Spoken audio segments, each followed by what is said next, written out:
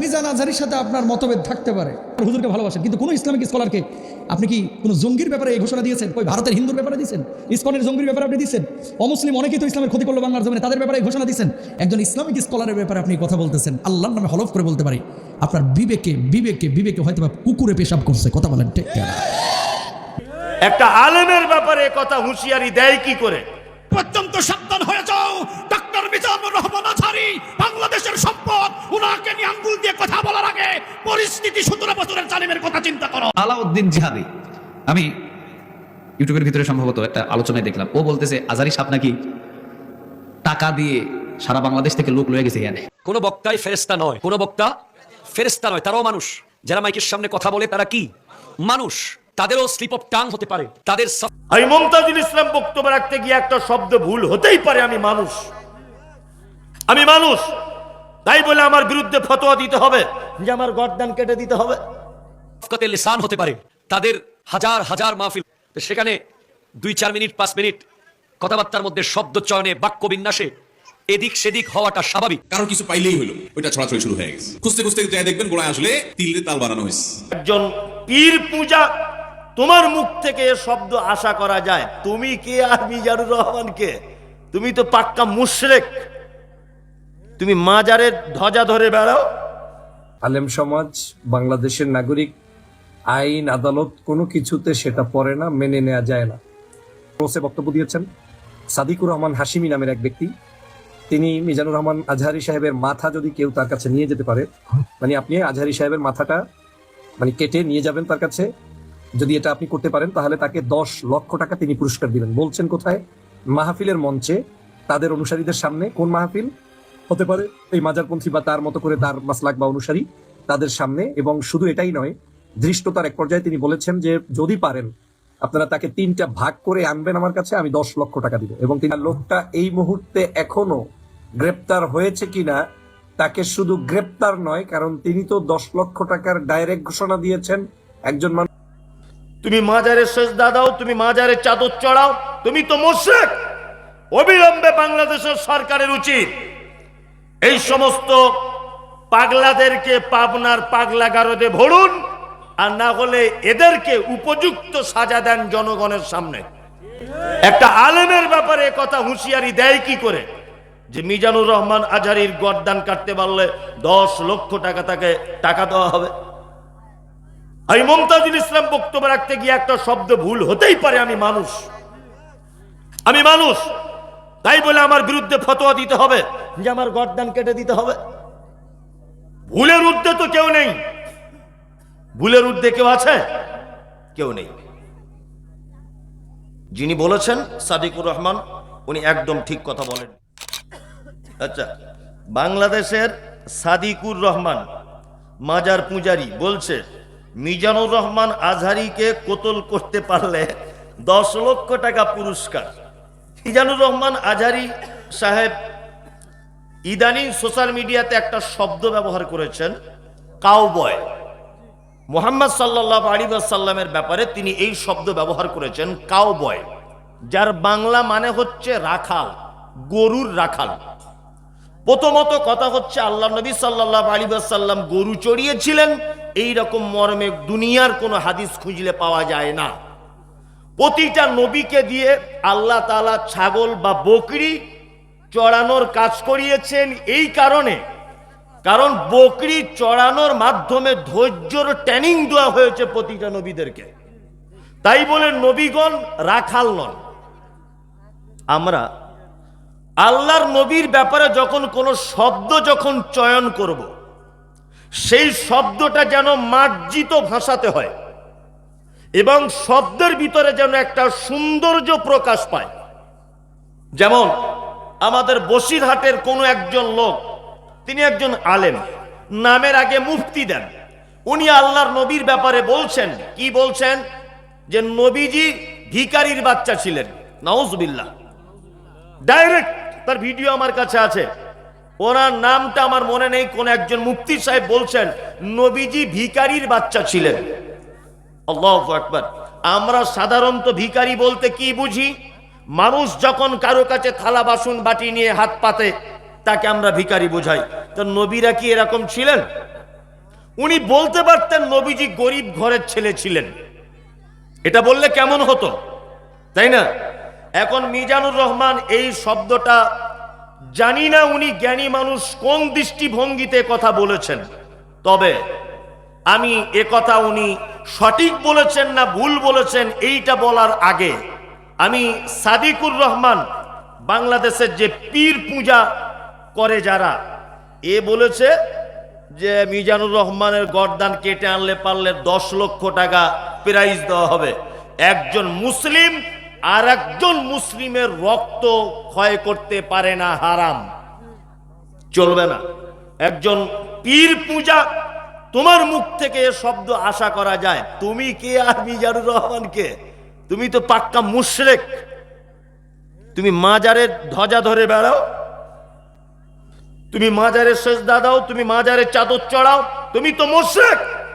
অবিলম্বে বাংলাদেশের সরকারের উচিত এই সমস্ত পাগলাদেরকে পাবনার পাগলাগারদে ভরুন, আর না হলে এদেরকে উপযুক্ত সাজা দেন জনগণের সামনে।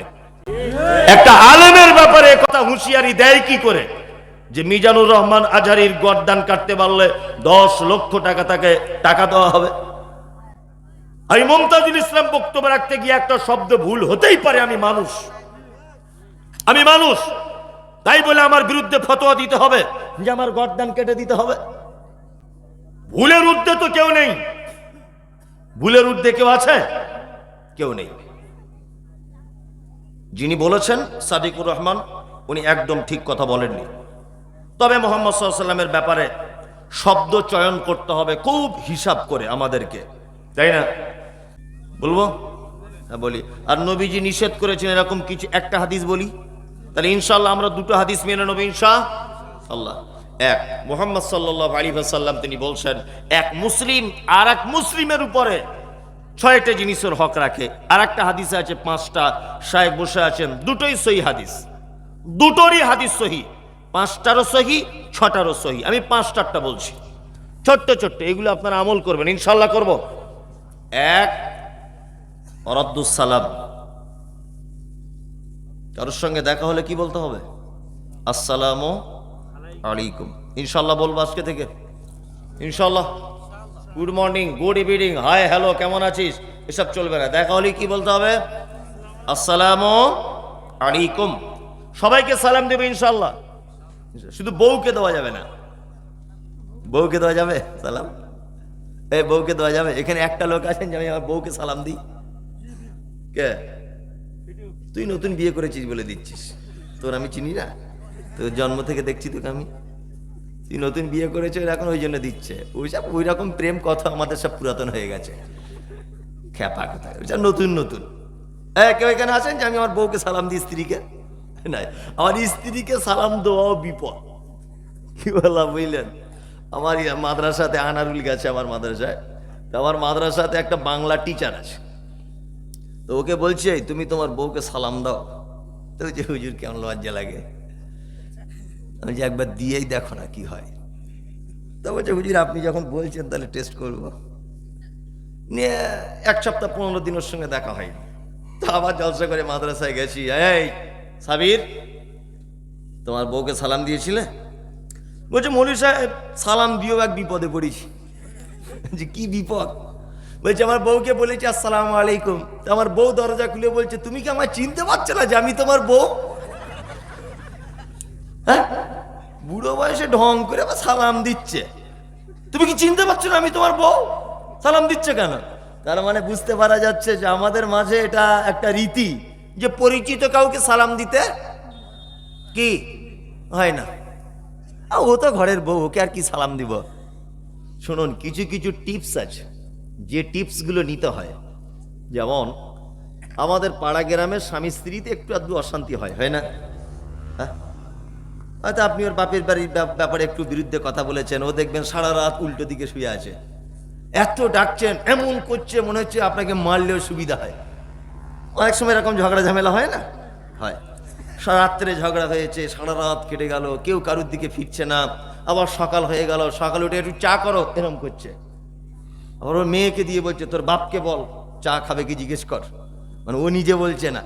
এরকম অনেক সময় হয় না? নিয়ে যেদিন দেখবেন রাতে ঝগড়া হয়েছে, দিনে ঝগড়া হয়েছে, সেদিন আপনি টার্গেট করবেন 50 বার ওকে সালাম দেব। দেখবেন যতই শত্রু হোক তাকে সালাম দিলে জোরে উত্তর না দিলে অন্তরে অন্তরেও দিবে। দিবে কি দিবে না? আসসালামু আলাইকুম বাংলা মানে কি? আল্লাহ তুমি তার উপরে শান্তি বর্ষণ করো, তাই না? এখন আপনি আপনার বউকে বলছেন আসসালামু আলাইকুম, ও মনে মনে বলছে ওয়ালাইকুম আসসালাম, আপনাকে শোনাচ্ছে না মনে মনে। আচ্ছা যদি 50 বার সালাম দেন আর একবার যদি সালাম কবুল যদি হয়ে যায়, তাহলে অশান্তির সংসারে শান্তি নেমে আসবে কি আসবে না? আসবে। তার মানে বইয়ের সঙ্গে অশান্তি হবারও একটা জাদু, বেশি করে সালাম দেওয়া, তাই না? বেশি করে সালাম দিবেন। আসসালামু আলাইকুম, তোমার উপরে আল্লাহর পক্ষ থেকে শান্তি বর্ষণ হোক। ও কি বলবে? ওয়ালাইকুম আসসালাম, তোমার উপরেও হোক, তাই না? তা দুজনেই যখন দুজনের জন্য শান্তি কামনা করব, আর একবার যদি সালাম আসমানের উপরে উঠে যায়, তাহলে আর অশান্তি থাকবে? বলুন থাকবে? থাকবে না। আমরা এক অপরকে দেখে সালাম করব ইনশাআল্লাহ। হাটে ঘাটে বাজারে ব্যবসা বাণিজ্যে বন্ধু বান্ধব দেখা হলে ছেলে মেয়ে আত্মীয় স্বজন কি বলবো? আসসালামু আলাইকুম।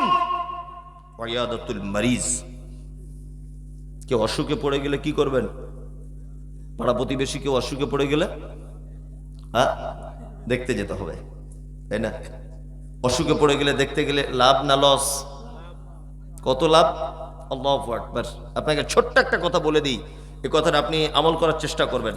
পাড়ার দক্ষিণ পাড়াতে একজন অসুস্থ, আপনি গেলেন তাকে দেখতে, ভালো করে বুঝবেন।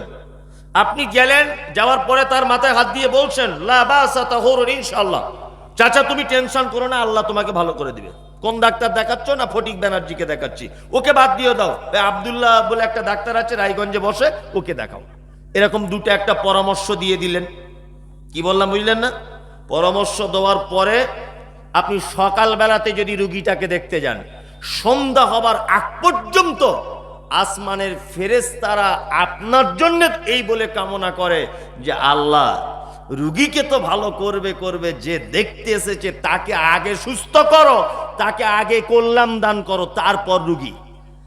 আচ্ছা বলুন তো, তাহলে রুগী দেখতে গেলে লাভ নিজের না রুগীর? রোগীর তার থেকে বেশি নিজের। আনিকুল ইসলাম অসুস্থ, আমি দেখতে গেলাম ওকে, ও কার দোয়া পেল? আমার দোয়া পেল, তাই না? আর আমি কার দোয়া পাচ্ছি?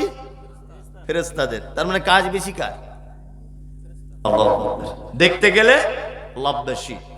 ইত্তিবাউজ জানাইজ, কেউ মারা গেলে তার জানাজার সালাত আদায় করতে যাবেন ইনশাআল্লাহ, জানাজার সালাত আদায় করতে যাবেন। আর ইজাবাতুদ দাওয়াতি, কেউ দাওয়াত দিলে দাওয়াত গ্রহণ করবেন ইনশাআল্লাহ। আমরা বিশেষ করে যারা আহলে হাদিস বলে দাবি করি, আমাদের আবার একটা খুব খারাপই আছে, খুব খারাপই। বলছে শবে বরাত আস্তাগফিরুল্লাহ, ওটা বেদাত। আচ্ছা, কেউ মারা গেলে ভোজ করা, অনুষ্ঠান করা, গরু কেটে খানা করা, বলছে ওটাও বেদাত। চল্লিশা, বলছে ওটা তো একদম নাজায়েজ। মুসলমানি, খাতানা, অনুষ্ঠান, বলছে ওটাও নাজায়েজ। ভালো, সব নাজায়েজ, কিন্তু খাওয়ার বেলাতে খাবার বেলা তখন আর ওটা নাজায়েজ থাকে না, তখন জায়েজ হয়। দাঁত খোঁচড়াতে খোঁচড়াতে বার হচ্ছে, তো বলছে কি ব্যাপার চাচা, কোথায় দাওয়াত বাড়ি গিয়েছিলে? বলছে সে অমুকের মা মরে গিয়েছিল না, আজকে সে 40-এর দিন না 4 দিনের দিন খাওয়া দাওয়ার ব্যবস্থা, ওই জন্য গিয়ে একটু খেয়ে এলাম, তাই না? আশ্চর্য ব্যাপার। আচ্ছা, যে কোনো দাওয়াত বাড়িতে আপনি যেতে পারবেন? আপনি তো মানুষ, মানুষ না? পৃথিবীর প্রতিটা প্রাণী তার রবের সিদ্ধান্ত অনুযায়ী চলে, চলে কি চলে না? চলে। জীবনে কোনো কুকুরকে আপনি দেখেছেন যে জমিতে গিয়ে ধান খাচ্ছে? ও খিদা বেশি লেগে গেলে বাচ্চা ছেলের পায়খানা চেটে খায়, তবুও কোনোদিন আপনার ধানের জমিতে গিয়ে ধান খায় না, সবজির জমিতে সবজি খায় না, খায়? একটা গরু খেতে যদি না পায়, শুকনো এই খ্যাড়গুলো খাবে, তবুও কোনোদিন আপনার বাড়িতে গোস্ত রান্না আছে হাঁড়ির ভিতরে গিয়ে কোনোদিন খেয়ে নেবে না। তার মানে আল্লাহ ওকে যেটা খেতে বলেছে ও সেটা খায়, আল্লাহ ওকে যেটা নিষেধ করেছে সেটা খায় না, তাই তো?